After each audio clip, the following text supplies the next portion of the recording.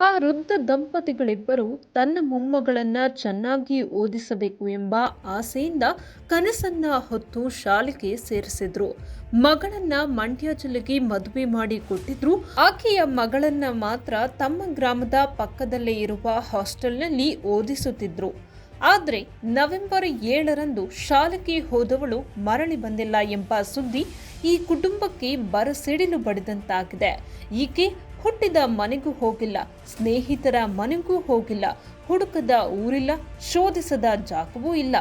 ಎಲ್ಲ ಕಡೆ ಹುಡುಕಿದ್ರೂ 13 ವರ್ಷದ ಬಾಲಕಿ ನಿಗೂಢ ರೀತಿಯಲ್ಲಿ ಕಣ್ಮರೆಯಾಗಿರೋದು ವಿಪರ್ಯಾಸವಾಗಿದೆ.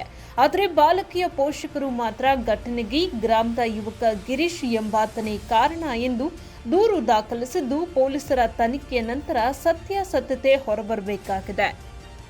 ಹಾಸನ ಜಿಲ್ಲೆ ಚನ್ನರಾಯಪಟ್ಟಣ ತಾಲೂಕಿನ ಅಣತಿ ಗ್ರಾಮದ ಸರ್ಕಾರಿ ಹಿರಿಯ ಪ್ರಾಥಮಿಕ ಶಾಲೆಯಲ್ಲಿ 7ನೇ ತರಗತಿಯಲ್ಲಿ ಓದುತ್ತಿದ್ದ ಬಾಲಕಿ ನಿಗೂಢ ರೀತಿಯಲ್ಲಿ ಕಾಣೆಯಾಗಿದ್ದಾಳೆ. ತಾಲೂಕಿನ ದಾಸರಹಳ್ಳಿ ಗ್ರಾಮದ ಕುಮಾರ್ ತಮ್ಮ ಮೊಮ್ಮಗಳಲ್ಲಿ ಒಬ್ಬ ಮಗಳನ್ನ ದತ್ತು ಪಡೆದು ಅವರೇ ಸಾಕಿಕೊಂಡಿದ್ದರು. ಪ್ರತಿಭಾನ್ವಿತೆಯಾಗಿದ್ದ ಮಗಳು ಚೆನ್ನಾಗಿ ಓದಲಿ ಎಂದು ಹಾಸ್ಟೆಲ್ಗೆ ಸೇರಿಸಿ ಓದಿಸುತ್ತಿದ್ದ ಕುಟುಂಬ ಮಗಳ ಸುಂದರ ಭವಿಷ್ಯದ ಬಗ್ಗೆ ಕನಸು ಕಂಡಿದ್ರು. ಕಳೆದ ನವೆಂಬರ್ 7ರ ಸೋಮವಾರ ಎಂದಿನಂತೆ ಹಾಸ್ಟೆಲ್ನಿಂದ ಶಾಲೆಗೆ ಹೋಗಿದ್ದ ಬಾಲಕಿ ಸಂಜೆ ಶಾಲೆಯಿಂದ ವಾಪಸ್ಸು ಹೊರಟಿದ್ದಳು. ಆದರೆ ಅಂದಿನಿಂದ ಆಕೆ ಹಾಸ್ಟೆಲ್ಗೂ ಹೋಗಿಲ್ಲ, ಮನೆಗೂ ಹೋಗಿಲ್ಲ. ಸಿಕ್ಕಲ್ಲಿ ಹುಡುಕಾಡಿದ ಮನೆಯವರು ಮಗಳು ಸಿಗದಿದ್ದ ಕಾರಣ ನುಗ್ಗೇಹಳ್ಳಿ ಪೊಲೀಸರಿಗೆ ದೂರು ನೀಡಿದ್ದಾರೆ. ಘಟನೆಗೆ ಅಣತಿ ಗ್ರಾಮದ ಗಿರೀಶ್ ಎಂಬಾತ ತಮ್ಮ ಮಗಳನ್ನ ಪುಸಲಾಯಿಸಿ ಎಲ್ಲೋ ಕರೆದುಕೊಂಡು ಹೋಗಿದ್ದಾನೆ.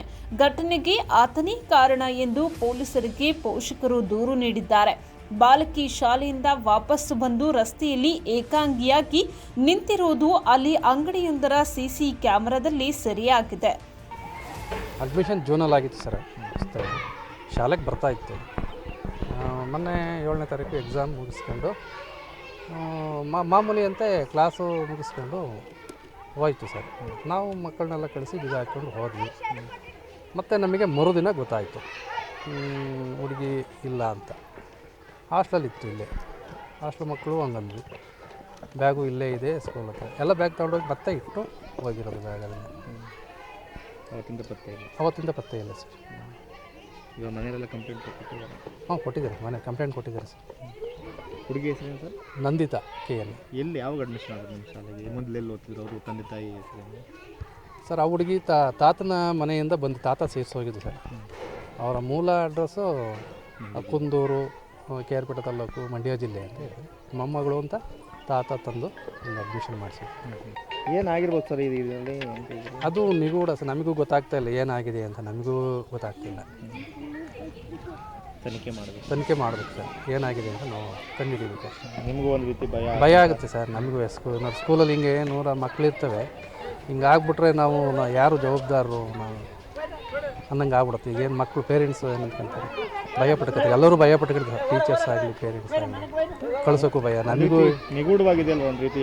ಎಲ್ಲೋಯ್ತು ಅಂತ ಗೊತ್ತಿಲ್ಲ ಸರ್. ಅದೇ ಹಾಸ್ಟೆಲಲ್ಲಿ ಅದು ಕಾರಹಳ್ಳಿಯಿಂದ ಏನೋ CC ಕ್ಯಾಮ್ರಾದಲ್ಲಿ ಆ ಕಡೆ ಹೋಯ್ತು ಅನ್ನೋದೊಂದು ಮಾಹಿತಿ ಸಿಕ್ಕಿದೆ ಸರ್.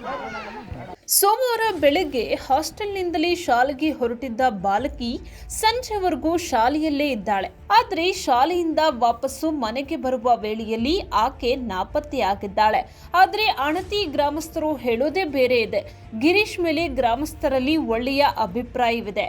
ಗಿರೀಶ್ ಮೊಬೈಲ್ನಿಂದ ಬಾಲಕಿ ಅವರ ಪೋಷಕರಿಗೆ ದೂರವಾಣಿ ಕರೆ ಮಾಡಿದ್ದಾಳೆ. ಇದನ್ನೇ ತಪ್ಪಾಗಿ ಅರ್ಥೈಸಿಕೊಂಡಿರುವ ಪೋಷಕರು ಗಿರೀಶೇ ತಮ್ಮ ಮಗಳನ್ನ ಕರೆದುಕೊಂಡು ಹೋಗಿದ್ದಾನೆಂದು ಆರೋಪಿಸುತ್ತಿದ್ದಾರೆ. ಗಿರೀಶ್ ಈಗಲೂ ಎಲ್ಲೂ ಹೋಗದೆ ಪೊಲೀಸ್ ಠಾಣೆಯಲ್ಲಿ ತನಿಖೆಯನ್ನ ಎದುರಿಸುತ್ತಿದ್ದಾನೆ. ಆದರೆ ಬಾಲಕಿಯ ಸುಳಿವು ಮಾತ್ರ ಇನ್ನೂ ಸಿಕ್ಕಿಲ್ಲ. ಗಿರೀಶ್ ಕರೆದುಕೊಂಡು ಹೋಗಿದ್ರೆ ಆಕೆಯ ಜೊತೆ ಗಿರೀಶ್ ಇರಬೇಕಿತ್ತಲ್ವಾ ಎಂದು ಗ್ರಾಮಸ್ಥರು ಪ್ರಶ್ನೆಯನ್ನ ಮಾಡಿದ್ದಾರೆ. ಸಂಜೆ ಸಹ ಬ್ಯಾಗು ಎಲ್ಲ ಸ್ಕೂಲೆಲ್ಲ ಬಿಟ್ಟು ಹೋಯ್ತು ಸರ್. ಇಲ್ಲಿ ಬ್ಯಾಗ್ ಇಲ್ಲೇ ಕಂಬತ್ತಲ್ಲೇ ಬಿಟ್ಟು ಹೋಯ್ತು.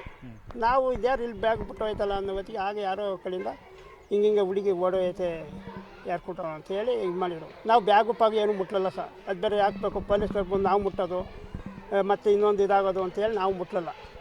ಆಗ ಮಾರನೇ ದಿವಸಕ್ಕೆ 2 ದಿವಸ ಆದಮೇಲೆ ಸಹ ಅವರು ಎಲ್ಲ ಪೊಲೀಸ್ನವ್ರು ಕಂಪ್ಲೇಂಟ್ ಮಾಡ್ಕೊಂಡು ಪೊಲೀಸ್ನವ್ರು ಬಂದು ಇದು ಮಾಡಿದ್ದು. ಆಗ ಹುಡುಗನು ಇಲ್ಲೇ ಇದ್ದ, ಯಾರು? ಯಾರೋ ಗಿರೀಶ್ ಅನ್ನೋನು. ಆಗ ಪೊಲೀಸ್ನವರು ಇಲ್ಲೇ ಇದ್ದರು, ಊರ ಪ್ರಮುಖರೆಲ್ಲ ಬಂದು ಯಾಕೆ ಏನು ಅಂತ ಕೇಳ್ಕೊಂಡು ಇದು ಮಾಡ್ಕೊಳ್ಳೋದಿಗೆ ಅವನೇ ಮಾಡಿ ಎದ್ರಿಕೊಂಡು ಓಡೋಗ್ಬಿಟ್ಟಿದ್ದ. ಆಗ ಅವ್ರ ಭಾವನೆ ಕರ್ಕೊಬಂದು ಬಿಟ್ಟಿದ್ರು ಸರ್. ಆಗ ಹಿಂಗೆ ಆಗ ಹಿಡ್ಕೊಬಂದು ಈಗ ನಾವು ಮಕ್ಕಳಿಗೆ ಫೋನ್ ಮಾಡಿಕೊಡಲ್ವ ಸರ್, ಈಗ ಫೋನ್ ಮಾಡಿಕೊಡಿ ಅಂಕಲ್ಲು ಅಂತವೆ, ಈಗ ಅವರ ಅಪ್ಪ ಅಮ್ಮಗೆ ಮಾತಾಡ್ಬೇಕು ಅಂತವ, ಫೋನ್ ಮಾಡಿಕೊಟ್ಟು ಅವನು ಹಂಗೆ ಮಾಡೇನೆ ಅಂತ ನಾವು ಅಂದ್ಕೊಂಡಿದ್ದೀವಿ ಸರ್. ಪಾಪ ಒಳ್ಳೆ ಹುಡುಗನೇ ಅವನು. ಈಗ ಮಕ್ಕಳು ಬಂದು ಕೇಳಿದಾಗ ಇಲ್ಲ ಅನ್ನೋ ಸರ್, ಹಂಗೆ ಮಾಡೇನೆ ಅಂತ ನಾವು. ಹುಡುಗಿ ಕಾಣ್ತಾ ಇಲ್ಲ ಒಂದು ರೀತಿ. ಹೌದು, ಭಯ. ಮಕ್ಕಳಿಗೆ ಪೇರೆಂಟ್ಸ್ಗಳು ಹೊರಗಡೆಯಿಂದ ಕಳಿಸ್ತೇವೆ, ಮಕ್ಕಳು ಪಾಪ ದೂರದಿಂದಲೂ ಇದ್ದಾವೆ ಸರ್, ಹಾಸ್ಟೆಲ್ ಇದ್ದಾವೆ. ಈಗ ಅವರಿಗೆಲ್ಲ ಏನು ಅನಿಸುತ್ತೆ ಸರ್, ಓ ನೋಡಿ ಹಿಂಗಾಗೈತೆ, ನಮ್ಮ ಮಕ್ಳು ಹಿಂಗೆ ಆಗ್ತವೆ ಅನ್ನೋದು ಒಂದು ಭಯ ಇದಾಗುತ್ತೆ. ಆದಷ್ಟು ಇದೊಂದು ಕೇಸ ಕ್ಲಿಯರ್ ಮಾಡಬೇಕು ಅಂತ ನಾವು ತನಿಖೆ ಮಾಡಿ ಕ್ಲಿಯರ್ ಏನು ಅನ್ನೋದು ಕಂಡುಹಿಡಿಬೇಕು. ಯಾರೇ ತಪ್ಪು ಮಾಡಿದ್ರು ಸರ್, ಅದು ಕ್ರಮ ಅಲ್ವಾ ಸರ್. ತಪ್ಪು ನಾನು ಮಾಡಿದ್ರೇನು, ಯಾರು ಮಾಡಿದ್ರೇನು, ತಪ್ಪೇ ಅದು, ಶಿಕ್ಷೆ ಆಗಲೇಬೇಕು. ಸಣ್ಣ ಹುಡುಗಿ ಸರ್, ಏನು ಮಾಡ್ತವೆ. ಒಟ್ನಲ್ಲಿ ಶಾಲೆಗೆ ಅಂತ ಹೋಗಿದ್ದಂತಹ ಬಾಲಕಿ ನಿಗೂಢ ರೀತಿಯಲ್ಲಿ ಕಣ್ಮರೆಯಾಗಿದ್ದಾಳೆ.